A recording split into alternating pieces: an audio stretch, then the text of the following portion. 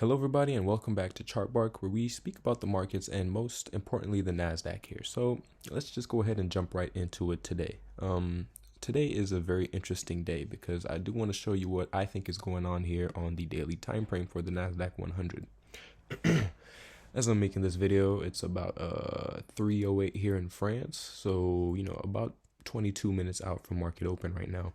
And as you can see, we do have this structure that has developed since yesterday's price action here, where we rallied up towards the close. Now that was a strong finish, and we do have a head and shoulders pattern in play here.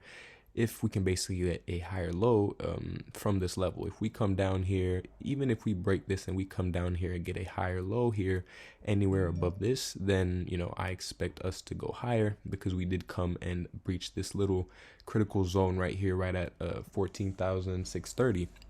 But that isn't the only alternative, and I think that if we actually end up getting this, we're going to get another wave up here. We're going to go up before starting another sell-off. Now, let me just switch over to the Nasdaq daily chart. So on the daily chart of the Nasdaq, I've labeled this chart just to show you guys what I think is going on. So as you can see, Nasdaq here, I believe that this is a 335 here. As you can see, I have the 3, and the 5. What is that? It is a ABC correction in Elliott wave. So we have a ABC, so 3 waves, and then ABC, another 3 waves. And then now we're getting a 1, 2, 3, 4, and 5. Now, if that does happen, as you can see, I've labeled this C wave here. The measurements that I've taken are basically the following. So you can see this black line, this first black line, is the 1-to-1 with the first move down here from this peak to this bottom. I just took that 1-to-1, put it on the peak, and the minimum target here is about 14,232. So that is the minimum target. The other wave that I have here that is pointing towards around the same area is this line right here. What is this? This is the C wave here of the first leg down once again. And if we do get a 1-to-1 in the C waves, and this is just an ABC, and we don't get a 5 here for some reason, if we just get a 333, that is possible. And if that is the case, then that is taking us to about the same area here within this little zone of support. Now I've drawn this little box, so let's just say this little box is our next level of support. This little box already broke through it here in this past week or past week and a half or so. And then the last level of support that I have for my C wave here, the most extreme level for the Nasdaq, would be for us to go down around 13,696. If we do get down here, I do expect a reaction. That is the August peak from 2022. And yeah, once again, if we do reach this level, it's going to be a lot of people interested, a lot of buyers here looking to step in.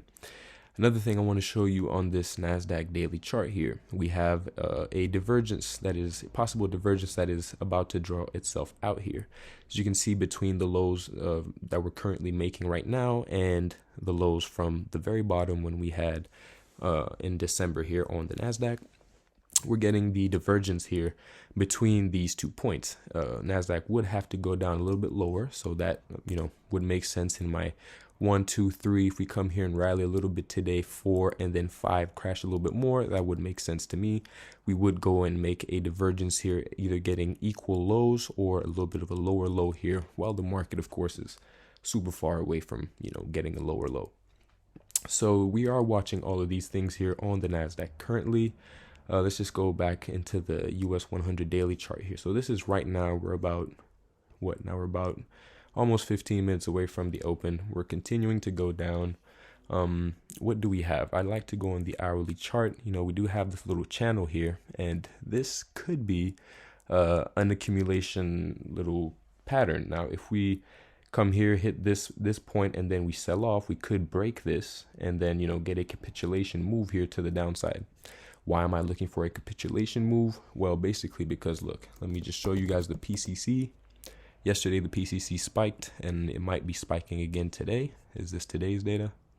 What is this, Wednesday? No, this is still yesterday. So for now, the PCC will get, we'll see where it is at the open. But for now, as you can see, yesterday, we're starting to get really up there in the PCC. And also in the PCCE, which is the put to call it with equities. which, you know, yesterday we spiked again, made a new high. And yeah, this is why I am looking for a bottom. Currently, we might get a bottom. I'm not saying that is what's going to happen, but I am choosing to look at the more bullish look. Anyway, let's just go ahead and talk about this daily chart a little bit more. This is US 100, so the Nasdaq's futures chart.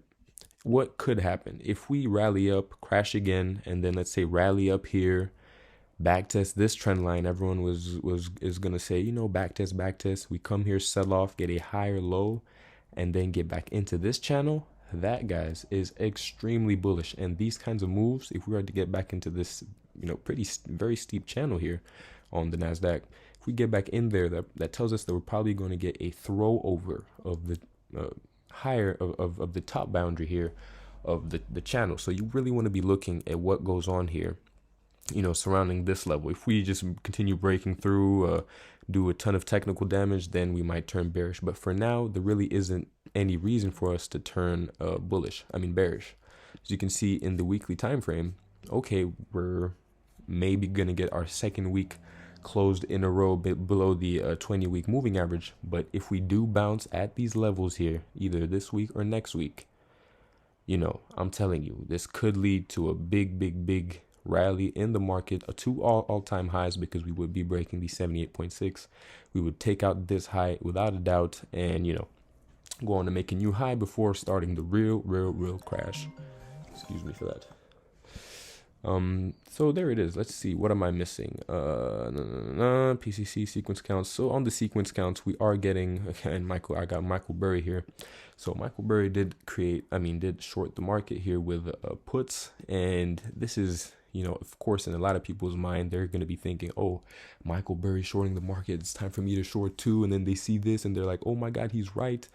You know, Michael Burry might not be right. I don't know, you know, when is the expiration date on his put contracts, but I'm guessing it's not, you know, 2 months out from right now. So I think the market can still rally here for a little bit of time, probably into next year. I think we might start a crash probably maybe second quarter of next year. That's just what I'm guessing.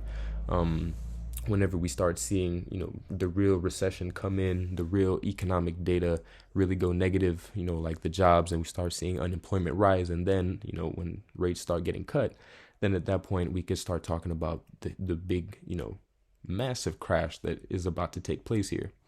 So I'll speak about that more whenever it comes around, but I just wanted to make this quick update to show you guys what I'm seeing here on the Nasdaq. Currently on US 100, we are down about 0.4% here. Let's just go ahead and take a little close look at what's going on. Let's see for now. Yeah, so we're coming back towards this level of support, this little level of support that I have here.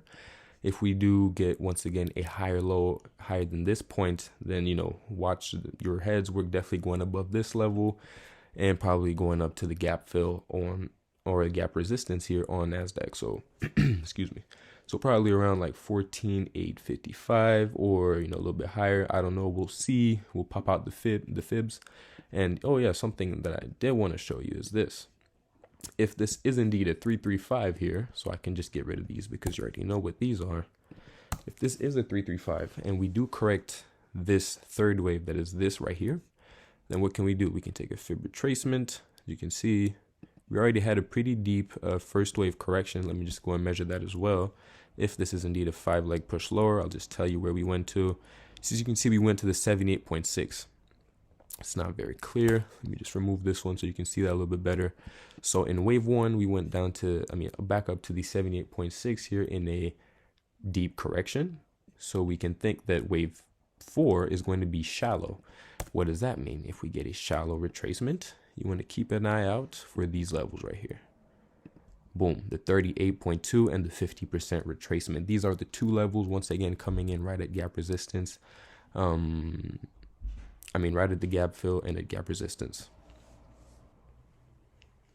So there it is, guys. Thank you for tuning in. I just want to make a quick video update. We are looking to see what is going to happen here on the markets. It's a very important time. If we start rallying up here once again, watch your heads. We do have a little head and shoulders pattern. The minimum objective target for this wave would be where? Let's see. The minimum would be about 14,889. If we go back to the Nasdaq, where is that? 14,889. Yeah, so If that is indeed a head and shoulders, we're probably looking here to come back to about gap resistance. Well, I mean the gap fill before turning back down for a fifth wave if this is a 335. So we're going to be, looking at that in detail. So I'll see you guys in the next update, and stay safe.